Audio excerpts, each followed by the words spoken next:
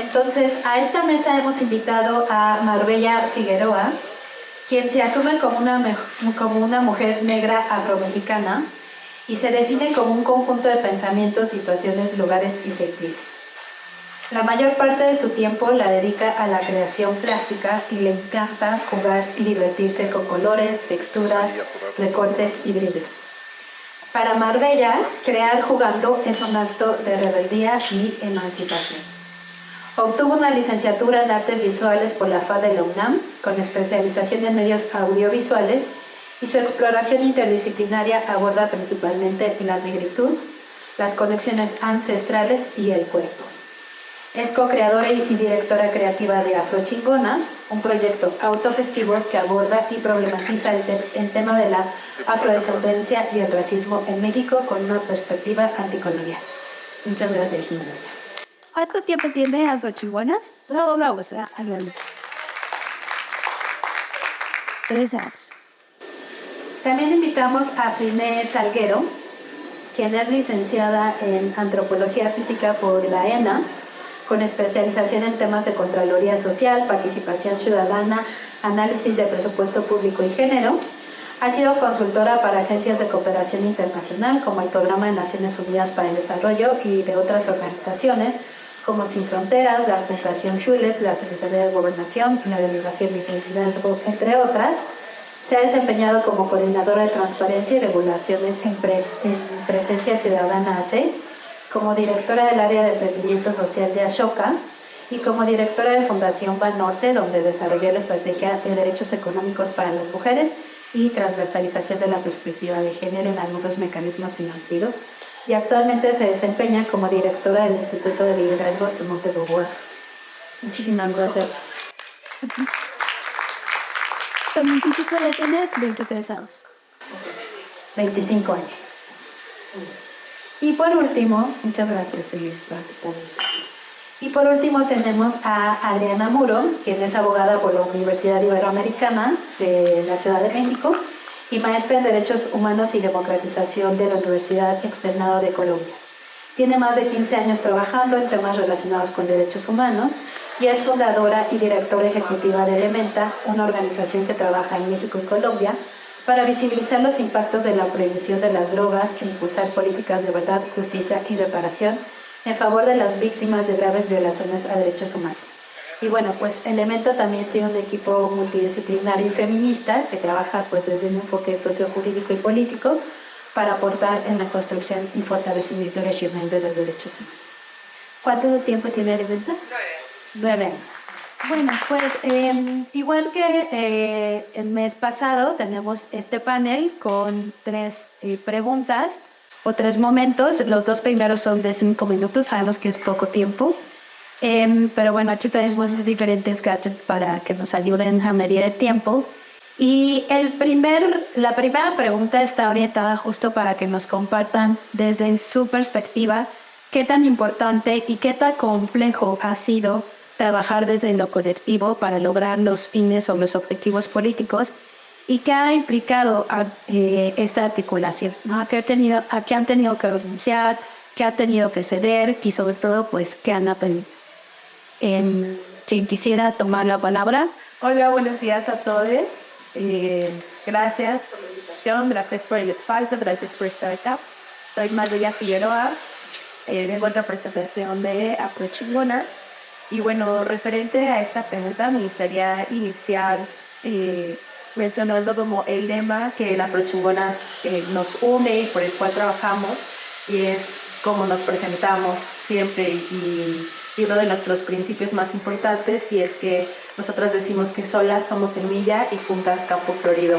Nosotras nos dimos cuenta que la importancia de la colectividad, la importancia de la unión de fuerzas y de potencias es sumamente relevante para el trabajo que hacemos, y lo entendimos a partir de darnos cuenta que en algunos puntos tenemos limitaciones, ¿no? Limitaciones en todos los sentidos. Hablaban hace un momento de estrategias prácticas, etcétera, que son cosas que por nuestras formaciones e intereses no tenemos como bien desarrolladas. y nos dimos cuenta que si uníamos fuerzas con otras colectivas o con otros movimientos, podíamos no solo articularnos, sino hacer florecer este campo del que nosotras hablamos, ¿no? Hablamos de esto como semillas y campo florido porque creemos que cada una de nosotras en Afrochingona somos tres, somos una colectiva muy chiquita, somos tres las que estamos sosteniendo todo el trabajo. Creemos que cada una de nosotras es una semilla que tiene potencias enormes y etcétera, pero cuando nos juntamos es realmente cuando todas esas potencias salen a la luz y surgen, etcétera, y eso va escalando, ¿no? Nos dimos cuenta que como Afrochingona somos otra semillita que cuando se juntan con semillas, y con semillas no solo me refiero como semillas como tal, sino semillas de agua, de luz, de tierra y todo lo que se necesita para florecer, nos dimos cuenta que era sumamente importante justo para hacer crecer nuestro campo y florecer, el aliarnos o el hacer redes, trenzar alianzas con otras colectivas. Hemos tenido que renunciar sí a muchas cosas, pero nunca a nuestros principios políticos y a nuestros ideales políticos principales, que son el antirracismo, la anticolonialidad y el trabajo antipatriarcal. Nosotras como colectiva y yo también de manera personal no nos asumimos como feministas, pero reconocemos y creemos legítimo el trabajo que se hace desde el feminismo, y nuestras más grandes aliadas son colectivas que sí se asumen como feministas y trabajan desde el feminismo. Entonces nosotras desde ahí hemos encontrado como muchas uniones y muchas potencias, respetando justo como esto que menciono, nuestros ideales también políticos y nuestros posicionamientos. Creo que eso ha sido fundamental para que podamos avanzar, y reconociendo también los logros y los avances de las demás colectivas o de las demás organizaciones en cuanto a lo que a nosotras probablemente no nos funciona o no nos hace eco políticamente, pero entendemos que en otros contextos, realidades, experiencias funciona, es válido y es legítimo también. Entonces, nosotras como Afrochingonas iniciamos en 2020, en medio de la pandemia, a causa de la necesidad de seguir conectadas. Antes de Afrochingonas teníamos un proceso colectivo anterior que se disolvió por causa de la pandemia, etcétera. Teníamos muchas actividades presenciales y tal, y cuando llega la pandemia y nos toca como estar desde nuestras casas, decidimos que la forma en la que podíamos seguir conectadas era a través de la virtualidad, y esto pues tiene sus pros y sus contras, pero también nos dimos cuenta de lo cansado que es a veces sostener también procesos colectivos desde la virtualidad, o sea, como apelando solamente a las pantallas y no al contacto físico y a la lectura de las emociones y de los lenguajes de cada persona. Entonces hemos tenido que enfrentarnos pues a un montón de cambios en ese sentido, y también pues a cuestiones internas que tenemos que estar revisando como constantemente para seguir avanzando.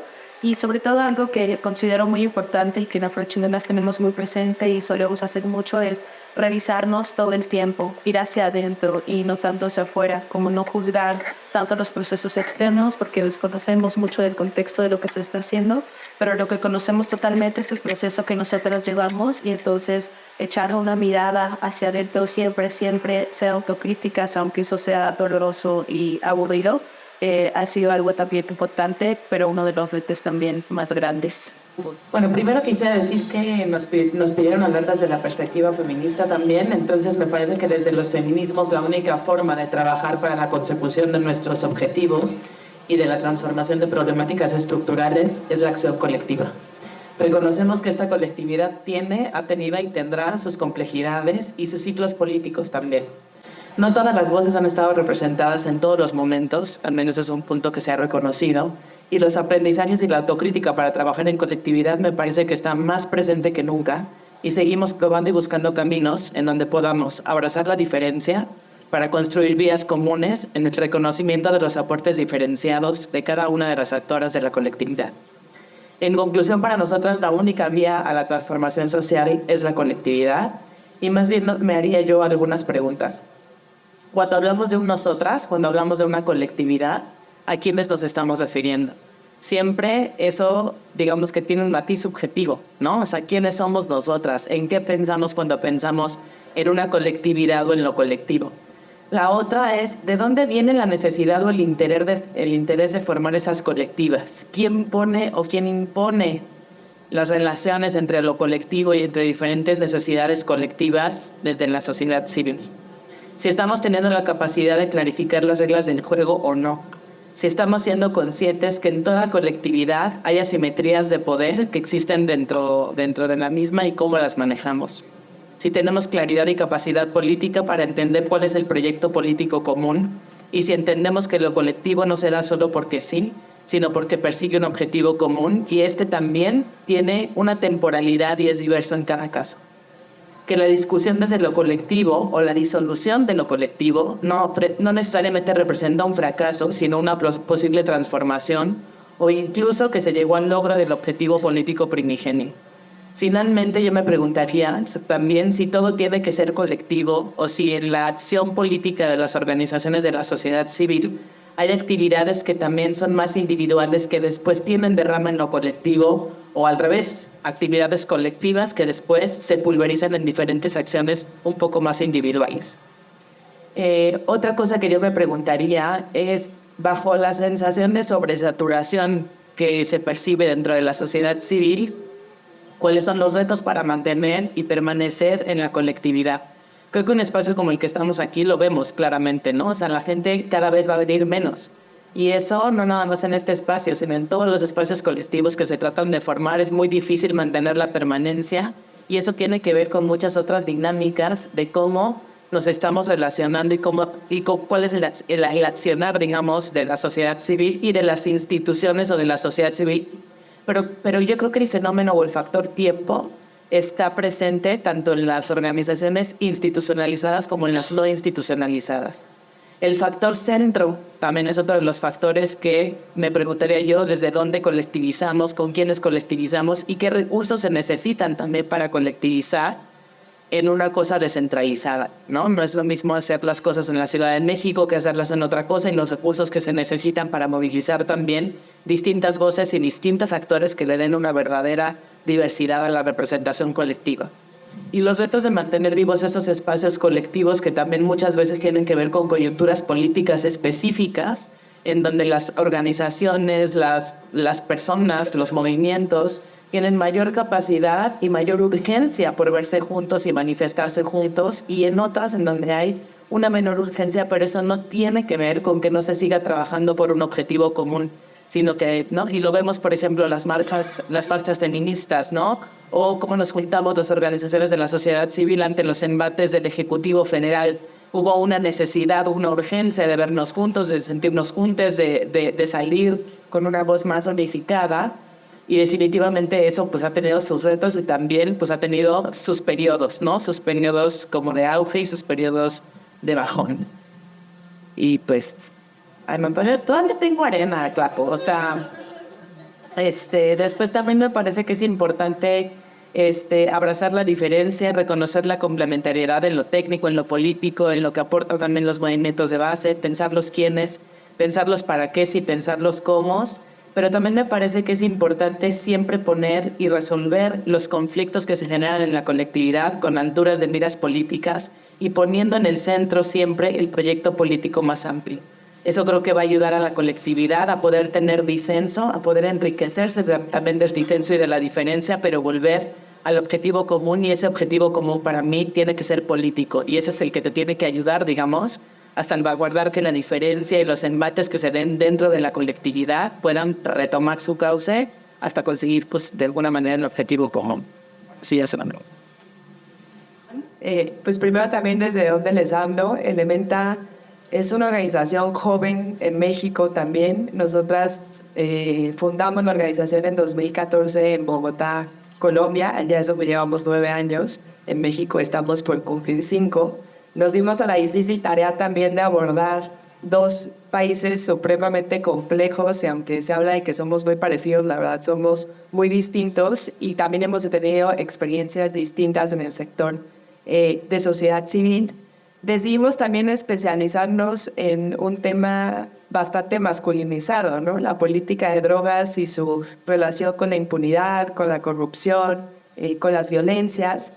También desde formación feminista, y lo que decía Emilian, decidimos salirnos de la burbuja de los feminismos e irnos a colocar a otros sectores donde normalmente interactuamos con hombres, ¿no? Y eso ha sido un desafío supremamente grande, porque siempre el factor edad y el factor género nos ha marcado en nuestra labor, ¿no? Eso sería el primero. Y lo segundo es que también estamos en un constante proceso de institucionalización, es decir, nosotras creemos en las organizaciones institucionalizadas y eso implica también, como decía Freire, mucho tiempo, ¿no? Hay que también dedicarle mucho tiempo a la institucionalización y por otro lado, mucho tiempo a las alianzas. Y uno de nuestros objetivos definitivamente es la alianza, es lo colectivo, es tejer puentes, pero también crecer en colectivo, ¿no? Crecer con las otras organizaciones jóvenes que también no nos fundamos o no nos fundaron grandes figuras de la sociedad civil, sino que nosotras solitas también decidimos fundar una organización y que eso implicó también un trabajo muchísimo más amplio, un camino muchísimo más amplio que las grandes organizaciones que llevan 20, 30 años y las fundaron pues personas tan respetables y admiradas como están acá, ¿no? Entonces creo que eso también ha sido un reto para nosotras. ¿Cómo nos ha ido? Quizás yo les contaría experiencias en Colombia y en México que creo que pueden ser enriquecedoras. En el caso de Colombia, pues nos vimos muy acompañadas por grandes organizaciones que nos llevaron de la mano. También nosotras surgimos en el marco de la negociación de los acuerdos de paz, de la firma de los acuerdos de paz, y ahí creo que fueron experiencias súper interesantes de cómo articularse, ¿no? De cómo superar algunas diferencias, porque ahí había un punto en común, ¿no? Transitar hacia la paz después de 50 años de conflicto, y cómo en ese caso nuestro tema, que era política de drogas, estaba inserto en el acuerdo de paz, ¿no? Y creo que eso fue muy interesante.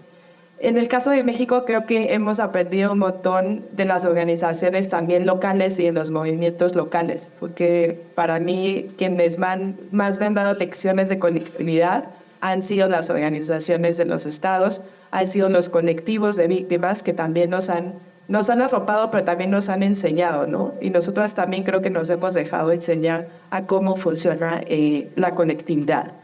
Creo que no hemos tenido que ser, porque sí hemos aprendido que cuando la alianza no conecta, no conecta. Y creo que eso también hay que aprender a atenderlo y entenderlo, ¿no? Cuando no hay una conexión, donde no están claros los objetivos o donde las formas de trabajar son distintas, yo creo que se vale decir no vamos en colectivo, ¿no?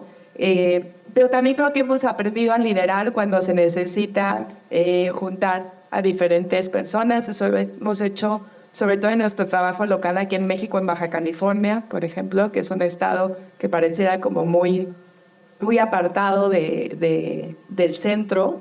Ahí hemos aprendido a decir, bueno, falta liderazgo para generar alianza, pues nos vamos a aventar a hacerlo. Y en el caso de Colombia también lo hemos hecho, porque pues el tema de política de drogas a veces se ve muy apartado del tema de derechos humanos, ¿no? Y uno de nuestros objetivos institucionales es demostrarles a las organizaciones de derechos humanos, a las organizaciones que trabajan impunidad y corrupción, que el sistema de prohibición de drogas sí está transversalizando los grandes problemas en materia de derechos humanos, ¿no? Entonces hemos apostado por decir, bueno, podemos liderar ese discurso, ¿no? A veces también hemos visto donde no cabemos en la alianza, ¿no? Y creo que también eso hay que hablarlo y platicarlo, ¿no? A veces pues no nos quieren invitar a la alianza, ¿no? Y creo que también eso hay que decirlo y también hay que tener esa reflexión donde quiénes están generando la alianza, ¿no? Eso a la par del reto que tenemos ya se me acabó el tiempo, ¿verdad? Nada más cerraría con el reto que tenemos como organización, y creo que varias organizaciones lo tienen, nos estamos especializando constantemente, estamos buscando financiamiento constantemente, y a la par pues estamos queriendo seguir la coyuntura, ¿no? Y seguir el proceso político. Entonces yo creo que también la alianza y colectivo cerraría diciendo que es también cómo nos ayudamos a crecer mutuamente y a fortalecernos institucionalmente, porque mientras no estemos fortalecidas, pues tampoco podemos impulsar alianzas interesantes. Gracias, Adriana. Voy a apagar este gris. Justo pues esta primera ronda ya nos han dado como muchas pistas, ¿no? De lo complejo que es el trabajar en colectivo y, como bien decías, entrar quizá en espacios altamente masculinizados o mantener una acción a largo plazo, porque dan otros factores como el tiempo, la centralidad o el sostener la acción colectiva, como tú bien decías, ¿no? Cómo sostener esto colectivo implica una autorreflexión, de mirarnos hacia adentro, hacia nosotras mismas, nuestras propias prácticas, y eso puede ser doloroso, cansado, incluso aburrido. Y con esto que ya pusieron sobre la mesa, sí me gustaría retomar esto que decíamos hace rato, que han tenido que renunciar, que han tenido que ceder, que han aprendido de estas acciones colectivas que más digan, esto está en el centro de nuestros principios, incluso que hemos adquirido a través de esta práctica. Y de estas experiencias en colectivo, ¿cuál creen que ha sido el impacto mayor de estos procesos que han fomentado desde ese lugar? Entonces, si quieres, ahora empezamos por Fline. Sí. Bueno, para mí la conectividad implica renuncia, ¿no? Como que está implícito en que si quieres hacer algo colectivo, va a implicar renuncia. Y justamente yo me preguntaba, o sea, ¿por qué renunciar a los protagonismos a veces, renunciar a la propia agenda, ¿no? Como ver qué parte de la agenda sí, qué parte de la agenda no. Y también tenemos nuestros irrenunciables, ¿no? O sea, porque dentro de la renuncia creo que el movernos en un marco de derechos humanos, en un marco feminista, pues también nos pone pautas y nos pone límites sobre a qué estás dispuesta a renunciar y a qué no estás dispuesta a renunciar. Pero me parece que pensar que en una colectividad en donde queremos promover además cambio social y por lo tanto la colectividad, y por eso yo digo, ¿quiénes somos esa colectividad? Pues tendría que ser también multiactor y tendría que ser intersectorial, nos guste o no. Y ahí también va a haber todavía más renuncias, ¿no? Porque trabajar con otros sectores que no necesariamente comparten tu visión y tus valores, pues implica que vas a tener que renunciar a cosas siempre y cuando te muevas dentro de tus límites nuevamente, no se me vaya a malinterpretar, de derechos humanos, feministas, etc. Y yo sí me pregunto si o sea, ha permeado evidente el tema de polarización y de la cultura de la cancelación y todos estos temas que no sé si nos han hecho cada vez más difícil renunciar a cosas, ¿no? Es decir, como que ahora escuchamos todo el tiempo muchos más irrenunciables y muchas más barreras que la flexibilidad o la capacidad de sí renunciar a ciertas cosas para poder actuar en colectividad. Y yo lo dejaría como una reflexión, o sea, en realidad seguimos teniendo la capacidad de renunciar al protagonismo, renunciar a quién es más importante que el otro, renunciar a si es más importante lo de base o si es más importante lo técnico o si es más importante uno que otro. O sea, yo digo, abrazar la complementariedad me parece que es lo que tenemos que poner sobre la mesa más contundentemente que nunca, pero eso implica renuncia. Entonces, para mí eso, o sea, como creo que la conclusión es que la colectividad implica renuncia. ¿Y qué efectos tiene? O sea, yo creo que cuando uno está en un proceso colectivo en donde sí cabe la renuncia, y voy a poner, por ejemplo, pero son los movimientos antiderechos. O sea, los movimientos antiderechos hacen miles de renuncias a sus credos, a sus creencias, a mil cosas con tal de articularse. Y han tenido una capacidad de articulación y masificación impresionantes, precisamente por ese poder de renunciar a algunos de esos principios. Entonces creo que si algo le podemos aprender a esos desgraciados, pues es precisamente que podemos hacer ciertas renuncias también, y creo que lo hacemos. Creo que también dentro del movimiento de derechos humanos, muchos procesos que han sido exitosos ha implicado también saber renunciar a ciertas cosas, ceder, renunciar, dialogar, pelearse, resolver las broncas, y ha tenido resultados exitosos. Pues uno muy contundente es el que ya dijo Miguel, ¿no? O sea, yo creo que lo que pasó ayer en la Corte ha sido un proceso súper colectivo que tiene que ver con un montón de cosas, con haber formado organizaciones locales, con haber hecho movimiento social, con haber despenalizado socialmente el aborto, con haber puesto ese hito en muchas otras agendas. En fin, o sea, yo creo que es un poder colectivo donde hubo de todo. Hubo sudor, lágrimas, renuncia, capacidad técnica, colectivo, hubo de todo. Entonces a mí me parece que, pues eso. Me falta, entonces quizá voy a las otras preguntas que no habíamos resuelto. Bueno, sí, en parte lo entendió, sí, pues es que es un poco lo que ya decía, imagínate se daron no a cabo lo que... Sí, o sea, creo que el impacto es también un aprendizaje continuo e inacabado. O sea, me parece que también lo colectivo lo que nos da es eso, es aprender todo el tiempo porque estás en contacto con la otredad. También reconocer que hay un aprendizaje siempre en doble vía, o sea, por eso también llamarlo como aprendizaje entre pares. Me parece que en lo colectivo nunca hay alguien que viene a poner las fichas sobre la mesa y a decir yo sé cómo hacerlo, sino si es realmente una colectividad, ahí tiene que primar el aprendizaje entre pares en doble vía. Y me parece que pues los impactos han sido las transformaciones sociales a las que hemos podido llegar. No sé si todas, algunas después tienen retrocesos, como ya dijo Emilien, ¿no? Logras una y después se te van 3 para atrás. Pero creo que el haber logrado un hito colectivo y saber que colectivamente se logró avanzar en algo, en la agenda social, nos hace regresar a lo colectivo nuevamente, ¿no? O sea, como no renunciar a eso, decir, no fue fácil, se ganó, a lo mejor ahora se retrocedió, pero colectivamente es la única forma en la que podemos volver a avanzar y volver a llegar a ese lugar. Y en todo caso, sí también como reconocer que entre mayor sea la masa crítica que conforme esa colectividad, pues mayor será el impacto de lo que estamos buscando también hacer. Gracias. Pues yo voy a compartirles 2 ejemplos específicos de procesos en los que Afrochingonas como colectividad ha estado involucrada. Y la primera es que nosotras, como les comentaba, somos pues una colectividad muy pequeña. Somos 3 sosteniendo todo el trabajo que hacemos. Y para nosotras la incidencia política nunca ha sido una prioridad. Nosotras nos movemos en otros espacios y apostamos por otras formas de accionar. Sin embargo, reconocemos que en el contexto en el que nos encontramos es importante también pues accionar desde ahí, y lo que hacemos es, si nosotras no lo vamos a hacer o no nos interesa, podemos aliarnos con alguien que sí lo esté haciendo y entonces impulsar como un trabajo conjunto. Y ahora mismo tenemos una campaña sobre migración, es que era el nombre, pues sobre migración,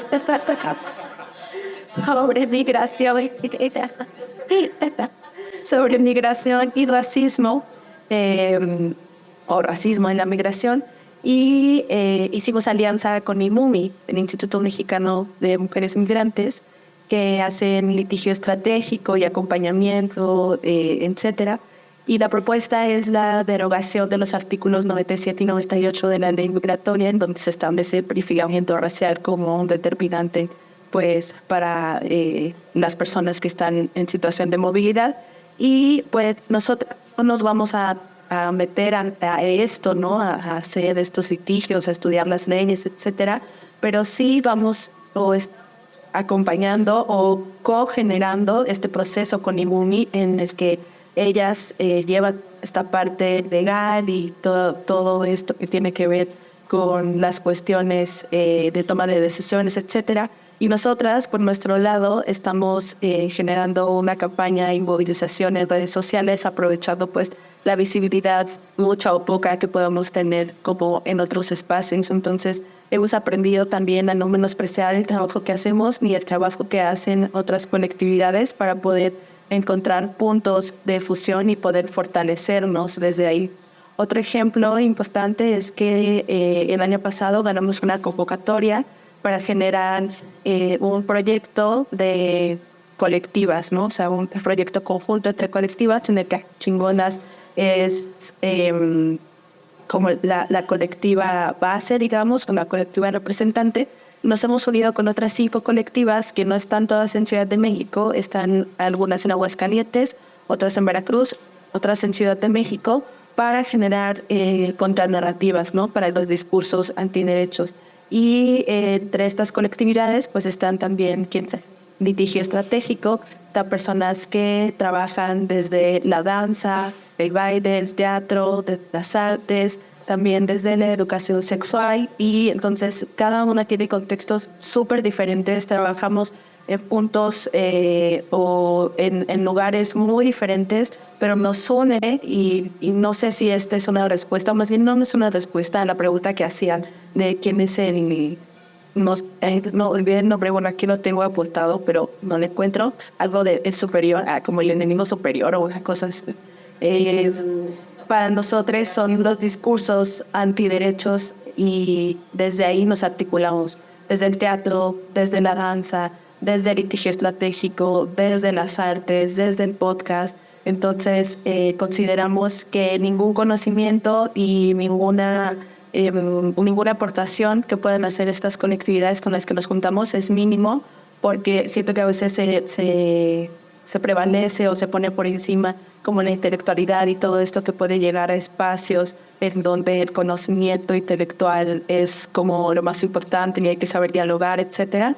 Pero para nosotras también es importante reconocer lo que sucede en el cuerpo y las luchas y las resistencias que también hacemos desde el cuerpo, y reconocer eso en nuestro trabajo y en el trabajo de las demás colectivas pues ha sido importante. Y hasta ahora estos dos procesos que comento han sido pues muy fructíferos, y nos hemos encontrado con varios retos, y no sé, creo que la siguiente pregunta tiene que ver, pero me voy a adelantar un poco. Y es que a veces cuando hablamos como de sociedad civil y así, que se habla de un ente así abstracto, que no es tangible, nos va olvidando un poco que quienes estamos sosteniendo esa sociedad civil o esas luchas somos personas que encarnamos emociones, sentimientos, pensamientos, etc. Y para nosotras y las colectividades con las que trabajamos, el cuidado, ya que mencionaban el cuidado emocional, espiritual, es de suma importancia para poder sostener procesos políticos mucho más grandes, porque nos hemos dado cuenta que a veces los procesos emocionales, no a veces, siempre los procesos emocionales, por muy profesionales que queramos ser, censura. No. Atraviesan, o sea, los procesos emocionales atraviesan por completo nuestros posicionamientos políticos y los objetivos a los que queremos llegar, y me parece que es un área sumamente descuidada, ¿no? El pensar que solo estamos trabajando por objetivos grandes y no por sostenernos individualmente para que este trabajo colectivo tenga un impacto, no solo que genere un impacto, sino que ese impacto prevalezca, perdure y se sostenga.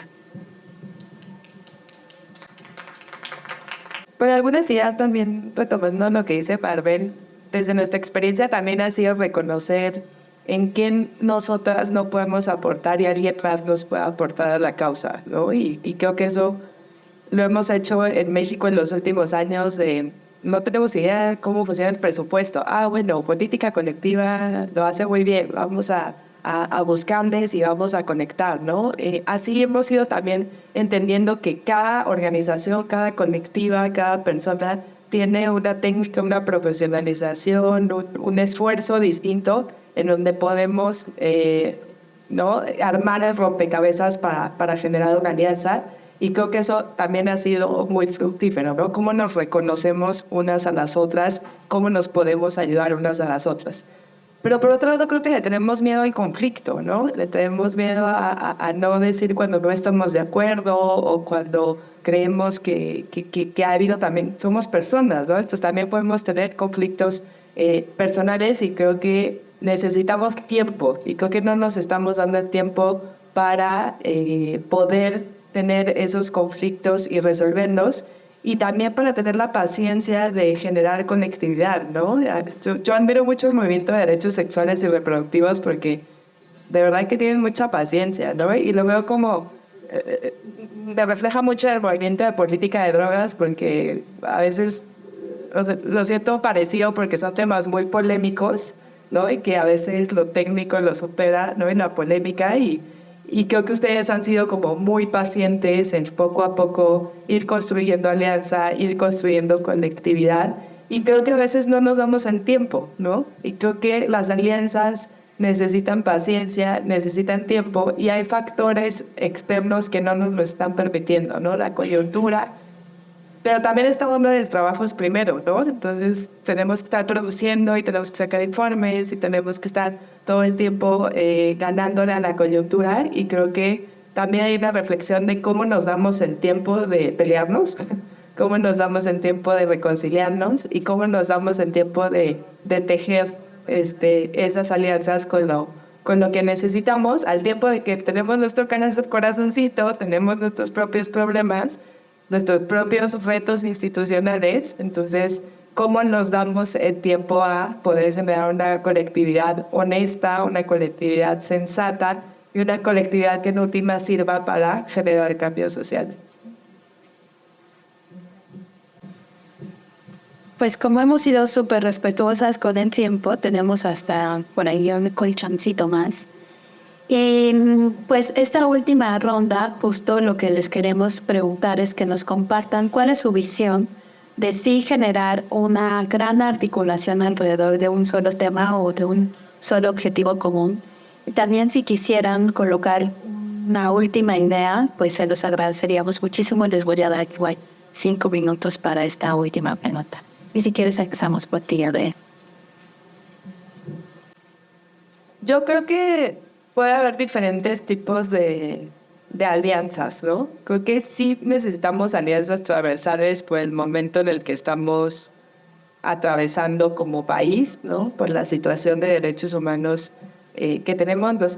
Yo en mayo, en las otras mesas, pues hablábamos de que no escuchábamos ciertos temas, ¿no? Como las violencias o la impunidad o la corrupción. Otras colegas hablaban del tema de militarización.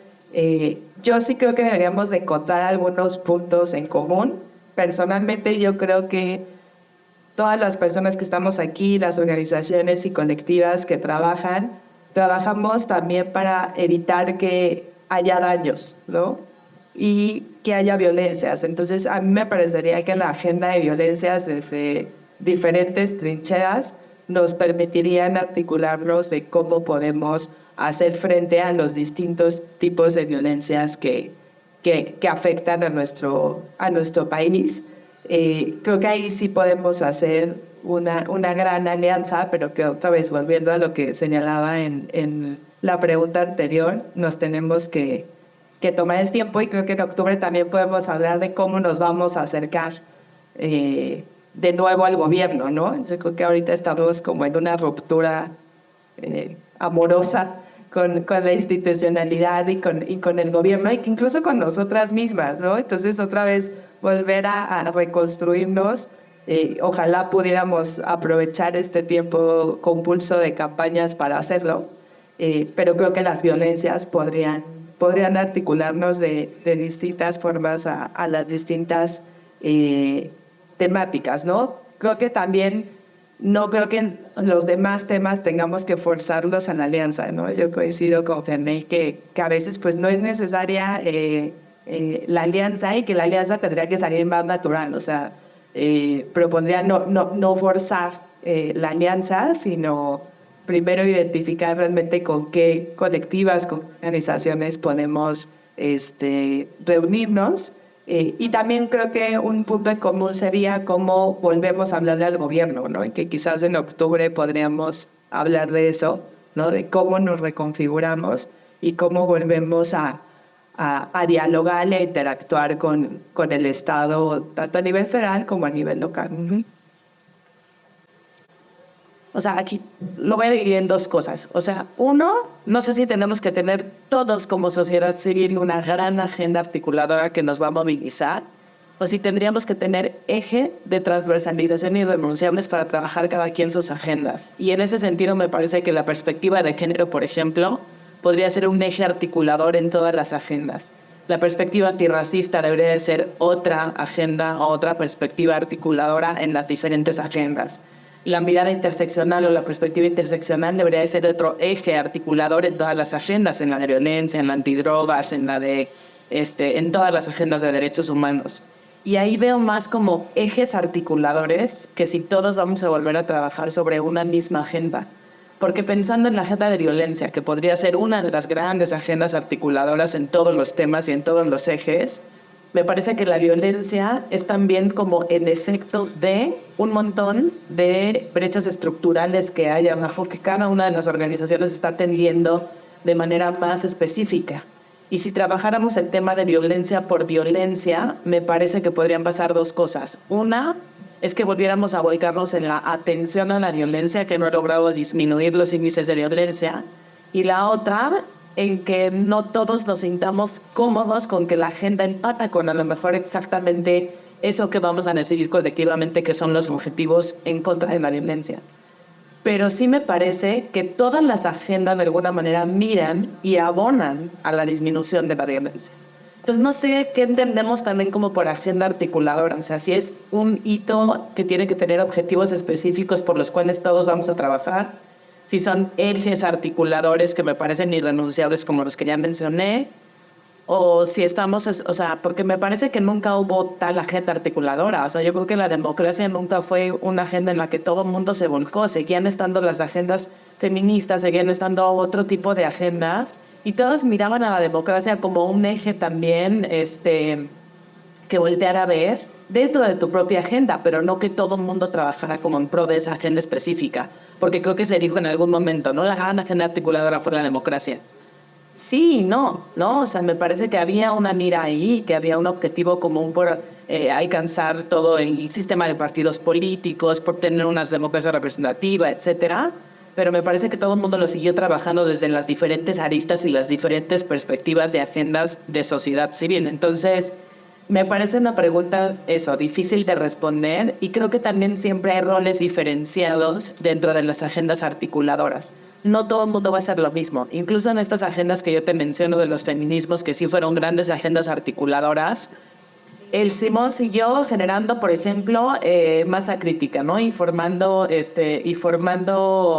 no solamente cuadros de liderazgo, sino también masa crítica de juventudes, masa crítica de mujeres que pudieran entender mejor los temas y sumarse a los temas, Gire siguió haciendo litigio estratégico en el tema de aborto.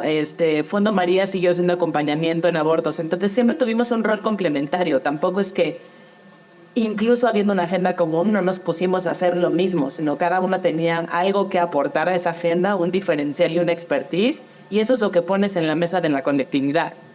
Entonces, sí, a ver qué sale de lo de la agenda articuladora, porque me parece que es polémico, ¿no? Habrá quien piense que sí hay una necesidad de tener una gran agenda, y hay quien piense como yo.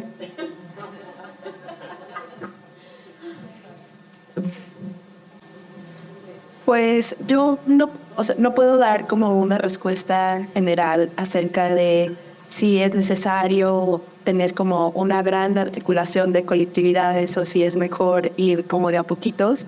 Esa respuesta no la tengo. Puedo hablar de la experiencia de Afrochingonas, de lo que nos ha funcionado, de lo que no nos ha funcionado.